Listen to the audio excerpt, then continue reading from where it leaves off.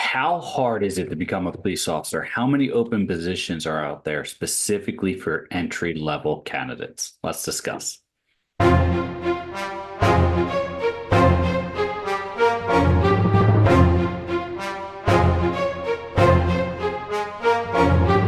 Hey, before we get started, listen, we have two gifts down in the description for you. One being the Getting Started workshop. It's going to walk you through every phase of the hiring process. Plus, there's some hidden bonuses like the candidate eligibility exam. Take a look at it, see how you do. Next is the free coaching call with myself or any of the other instructors. We have more times available for you.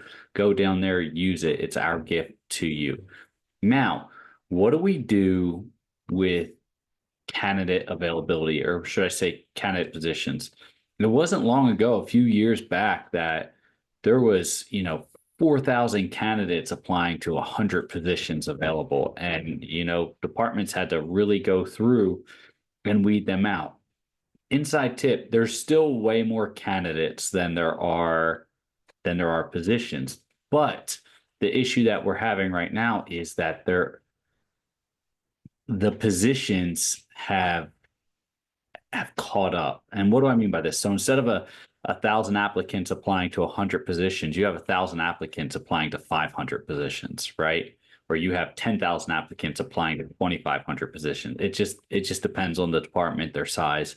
Now, some departments have been able to retain officers. They've done really well, but there was a mass exodus of law enforcement a couple of years ago. And that was due to a lot of different things, which there's no reason to getting into it. That doesn't pertain to you. What really matters is how does that open the door for you? And what that really means is that mass exodus, which was mostly due to retiring officers that said, hey, things are changing in the law enforcement realm.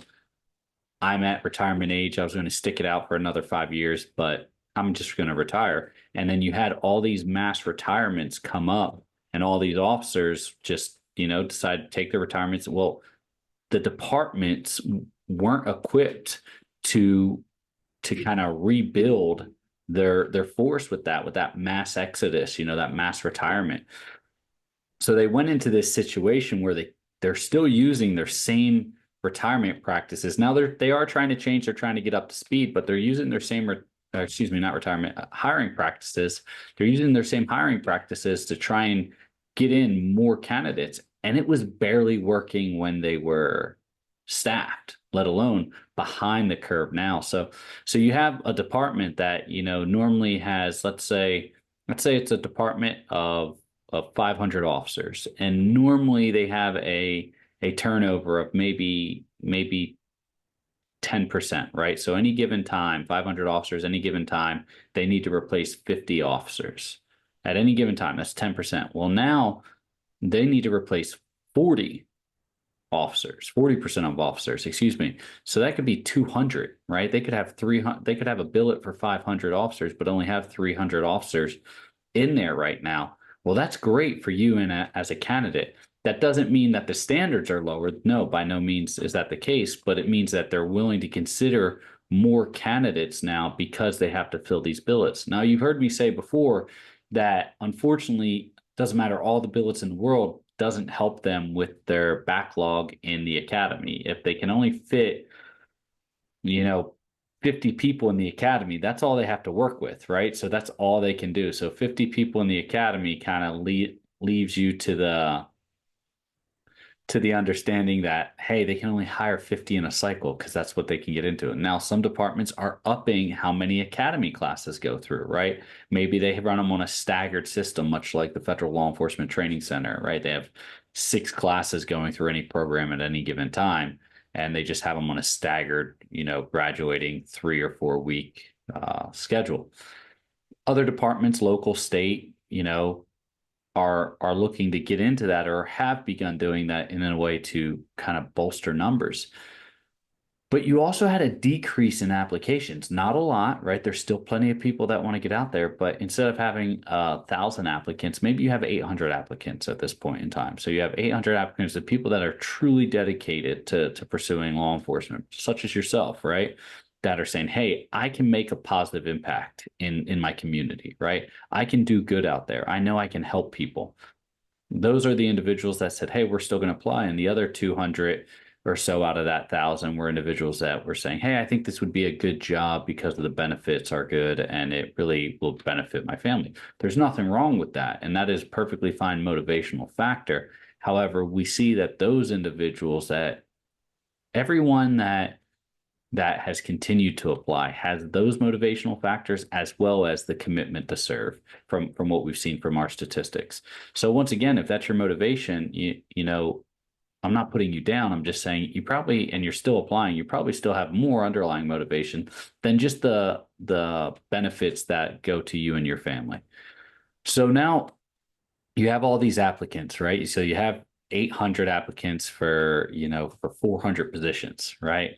Well, that's great, but once again, they're not going to hire 400 people right there on the spot. They're going to hire, you know, the 25 or 50 they can put in the academy. And now even some departments are putting people on eligibility lists to try and recontact them later, which I understand that. There's nothing wrong with that. The problem is you're asking these candidates to wait around for you, and that's just not the case. Now, there's some states, and I hate to keep beating up on Florida here, but Florida, you know, just due to their process, they haven't changed much. They still require, most departments still require you to self-sponsor. There's not a lot of vacancies for entry-level officers that don't have the academy. So Florida in itself would probably be my least recommended place to apply. There's nothing apply. If you want help applying to them, reach out to me. I gladly help you as much as I can. But for the most part, that would be the one spot that I would say is one of the harder spots to get hired on, or one of the harder states to get hired on as an entry level with no academy certification, would be the state of Florida. And I just see it working with my coaching members all the time that are in Florida saying, hey, you know, I keep applying for these few vacancies that are willing to accept entry level non-academy graduates, but it's just so highly competitive. And I think that's just the way that state is right now, whether they're short staffed or not, they are not deviating from that. Departments are trying to save as much money as possible and not spend that money on the academy. However, if you thought about this, if you just take that officer's salary and put that into the academy and say, hey, this is what, you know, we're going to do, it winds up paying for itself, and because you already have that salary billeted to that department. Anyway, I digress. That's something for me to discuss with departments, not with you.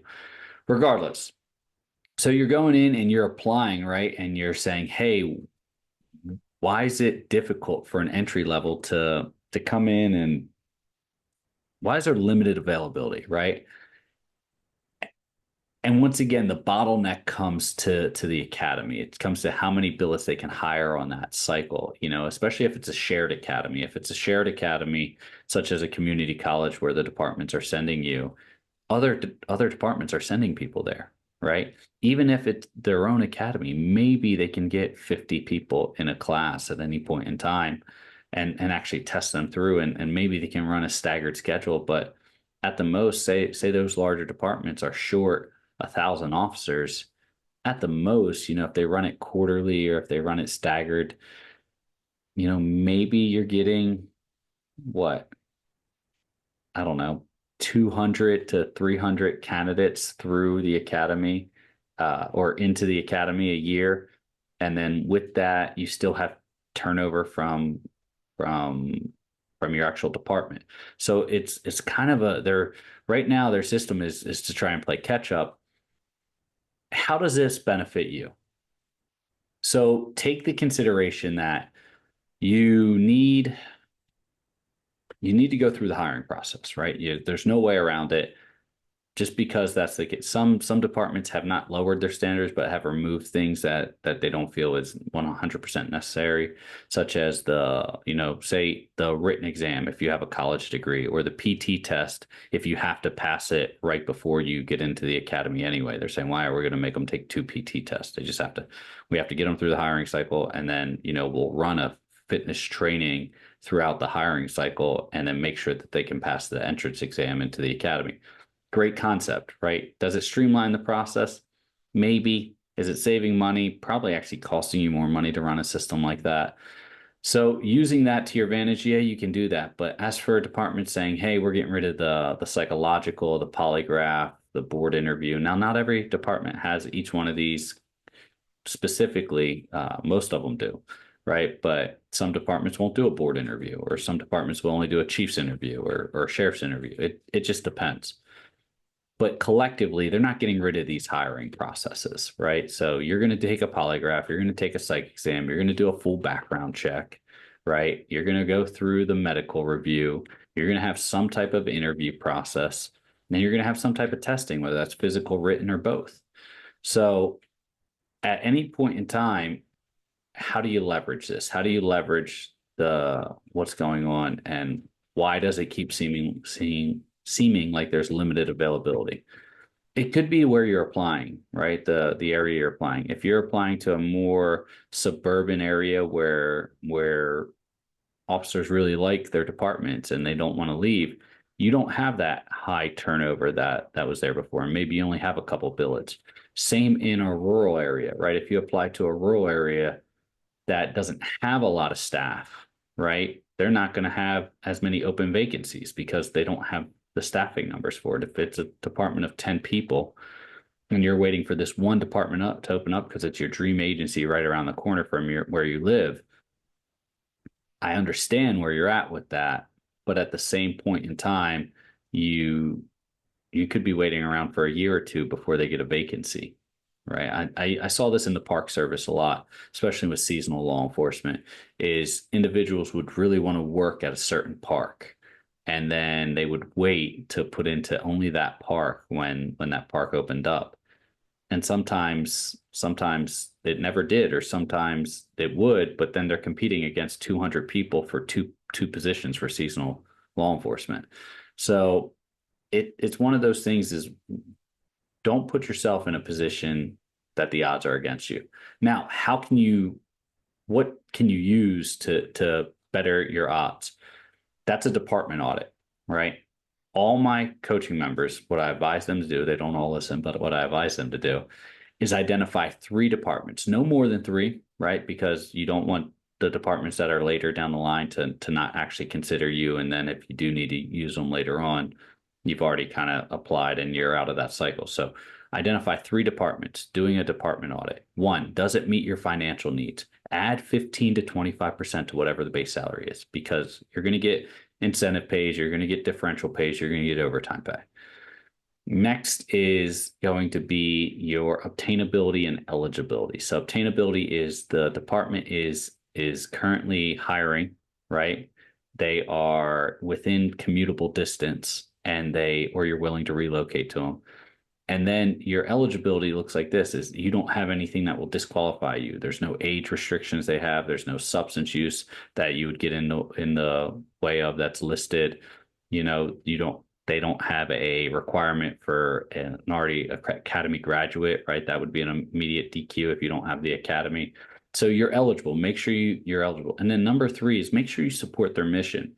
If you're saying, hey, this department's had a lot of bad press and a lot of turnover, and it's really rough, and I don't think it's a good department right now, but I'm going to apply because maybe I can be part of the change.